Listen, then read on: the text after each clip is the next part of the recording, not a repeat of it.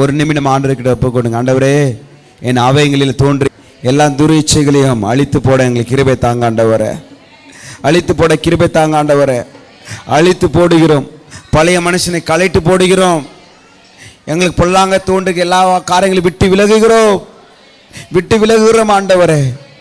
எப்போ தெரியுமா உங்களை நம்மளை பயன்படுத்த முடியும் ஆண்டவரே?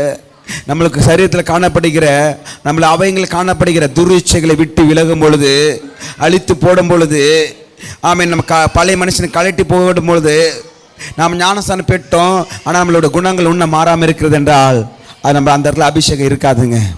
அன்பானவர்களே, பிரியமானவர்களே, கர்த்தரை கவனிங்க. பழைய மனுஷனை கழட்டி போட வேண்டும். ஞானஸ்நானம் எடுக்கும்போது நம்ம கழட்டி போட்டு விட்டோம். அனுதினம் அனல் மூட்டப்பட வேண்டும் என்றால் ஆவியானவர் அபிஷேகம் நிரப்பப்பட வேண்டும். ஒருவன் ஜலத்தினால் ஆவினால் பிறவாவிட்டால் தேவன் ராஜ்யத்தில் பிரவேசிக்க மாட்டான். ஆவியில் அனுதினமும் நான் ஞானஸ்நானம் எடுக்க வேண்டும்.